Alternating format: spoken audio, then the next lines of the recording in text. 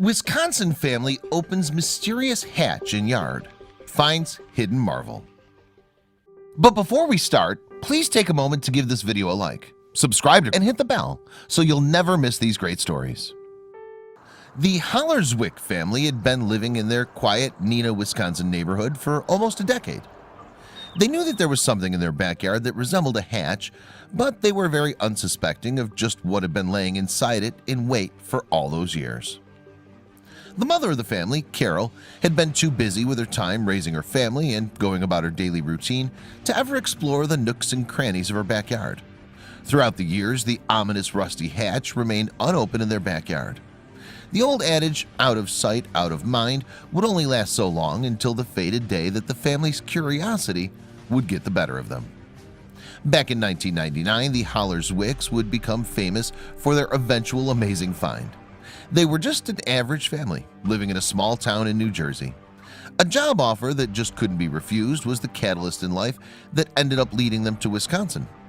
So they packed their bags and headed to Middle America, where the cost of living is cheap and the cheese is as fresh as can be. Their new path would lead them to also look for a new home, and the place they would find would turn out to be no ordinary one. What the Hollerswick family would eventually learn is that it must have been fate for them to move to the sleepy Wisconsin town of Neenah in order to discover something that would change everything. Despite Neenah being rather insignificant, the Hollerswicks were about to find a property that would be very significant indeed.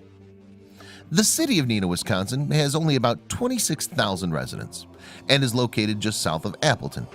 The name Neenah was given to the city by Governor James Duane Doty, the name itself meaning water or running water in a local Native American language.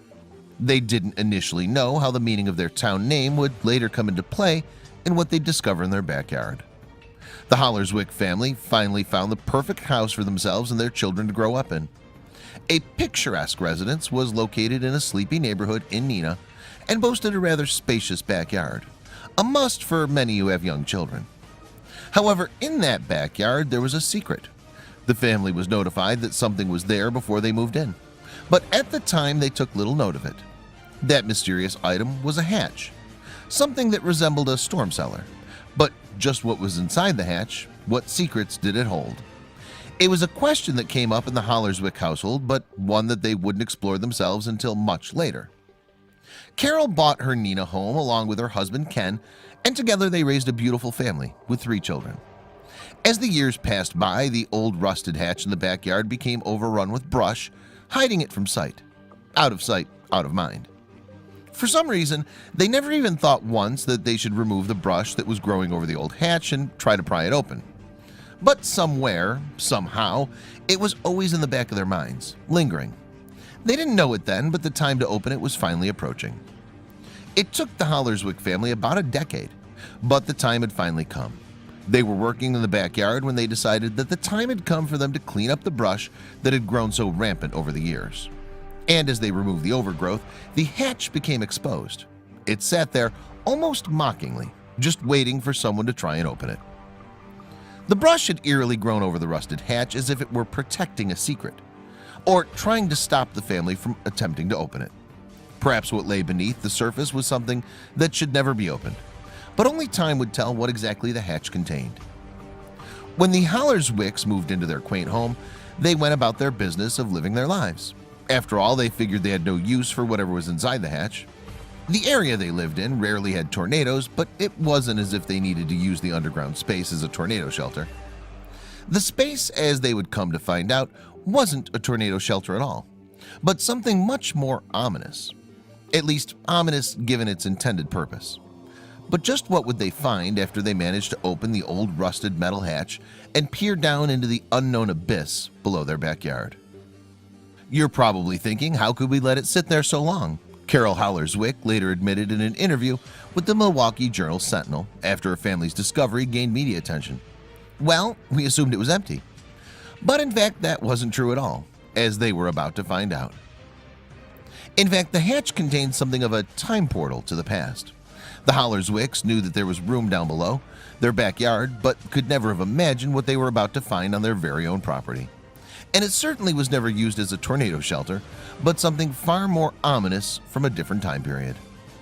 The realtor who had sold the Hollerswick family the house had explained before they purchased it that there was an underground room below the backyard hatch, but the family for some reason had never taken the time to explore the dark depths of the hatch. It would take a decade, however, for them to find out just what exactly that mysterious underground space contained. Having initially imagined the hatch led to an empty, unassuming area, they would soon be shocked to find that it was something much larger than they could have even imagined. Finally, with all the greenery and brush cleared off the hatch, they were able to get to the door and try to pry it open. After a few attempts, the rusted door creaked open. Peering into the darkness below them, they could tell that the room had been flooded with water. So the Hollerswicks decided to explore further, and that would mean pumping the water out of the underground chamber. So they lugged hoses over and began the laborious feat of draining all the water, not knowing what the source of it was. After the water had been completely pumped out, they found themselves in a small underground space, but the room wasn't empty. Once inside the shelter, it was quite easy to see that it was never meant to be a simple storm shelter or a hiding place for something dubious. In fact, the underground space was constructed as a fallout shelter. A fallout shelter is an enclosed space designed to protect people from radioactive debris, also known as fallout from a nuclear explosion. The shelter itself was designed to minimize exposure to dangerous radioactive debris until radiation levels decayed and would be safe to emerge at the surface. But just who had built such an intricate fallout shelter and why? Those questions were actually easy to answer. The answer to who built the fallout shelter was an easy one because there had only been one other owner of the house prior to the Hollerswicks moving in. The house had been built back in 1951 and was initially owned by a physician by the name of Frank Panch. According to municipal records, Panch started construction on the fallout shelter in his backyard in the year 1960, just about a decade after the home was built. But just why had Panch decided to build such a structure in his backyard in the small, quiet town of Neenah, Wisconsin? The answer lies in history. Back in the 1960s, the Cold War was at its peak, and Panch was a very cautious man.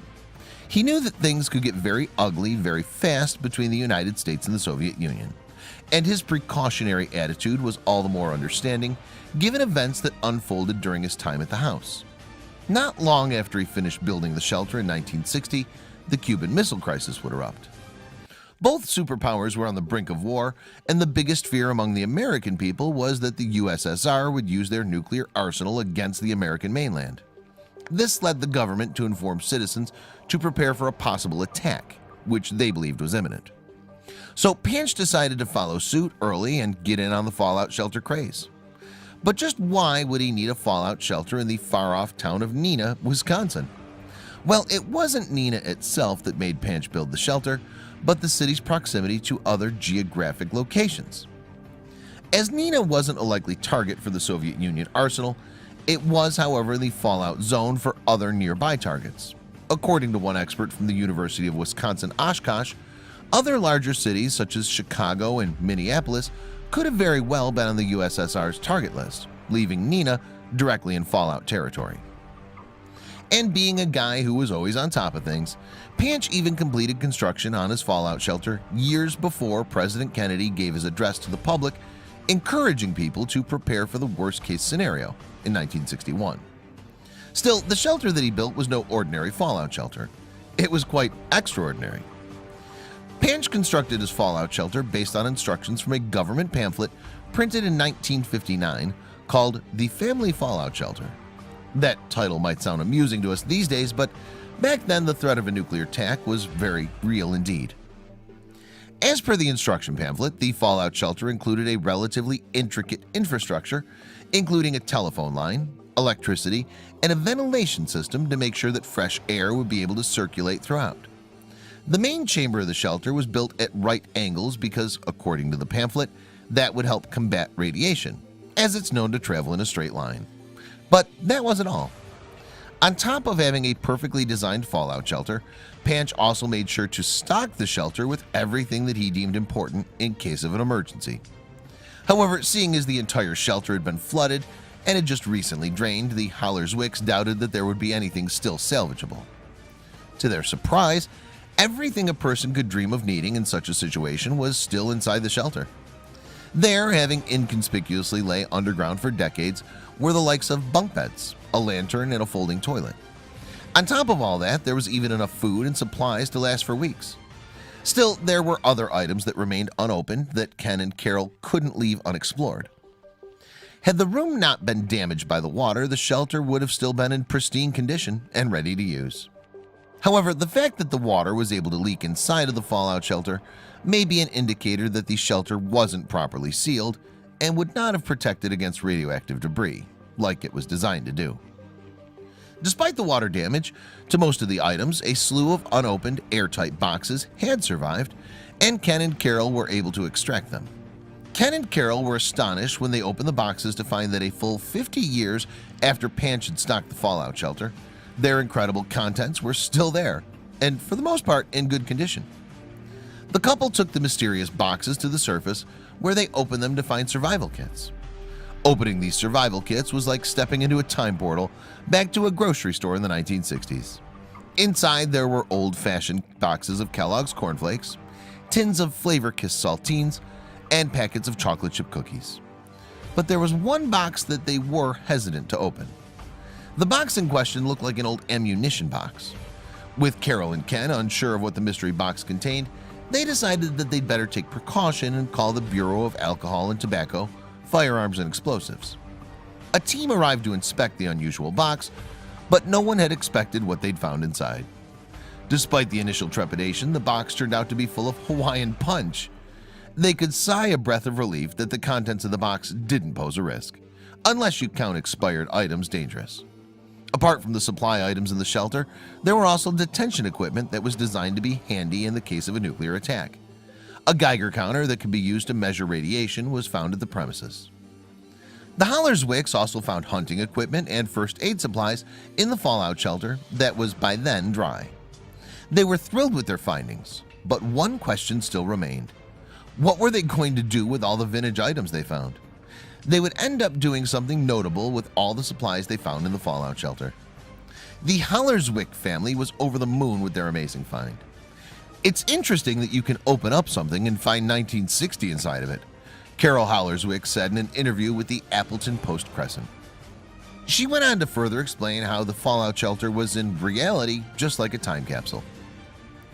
Ultimately, the family decided that they didn't want to keep or eat the historic find just to themselves, but rather they wanted to share their findings with the entire community. So they donated all the shelter's contents to the Neenah Historical Society. But their story didn't end there. In May of 2013, all of the Hollerswick fallout shelter findings went on display as part of an exhibit centered around the typical 1960s home in Neenah, Wisconsin. The items from the fallout shelter went on display along with old TV shows, books, and radios playing public service announcements. All the items helped give insight into Neenah during the 1960s, as well as American life in general during that time frame. The family couldn't have found a better place to display all their amazing findings. Thankfully, the Hollerswicks finally got around to opening the hatch in their backyard, but their story didn't just remain a local wonder. The story of the Hollerswick family finding quickly hit the national news. Everyone was in awe over their finding, and many people had comments and questions. The most prominent being, why did the family wait so long to open the hatch? Most people wrote comments stating that if they were the ones moving into that house, the first thing they would have done is open the hatch. In response, the Hollerswick family stated that they had just always thought the shelter was empty. Would you have opened the hatch immediately? Or would you have just forgotten about the old rusted doors in your backyard? It might surprise you to hear that it isn't just Cold War era shelters that have been found recently, but fallout shelters in general are turning up more and more these days. Some companies are even creating doomsday shelters and selling the spaces off to willing buyers. It's an investment in life. I want to make sure I have a place I can take me and my family if the worst case scenario were to happen. One customer of such a fallout shelter said, "We know there are going to be major earthquakes someday on the West Coast. We know a hurricane's going to hit Florida, the Gulf Coast, the East Coast," the manufacturing company said. "We support reasonable preparedness." If you enjoyed this story, please share it with your friends and family below.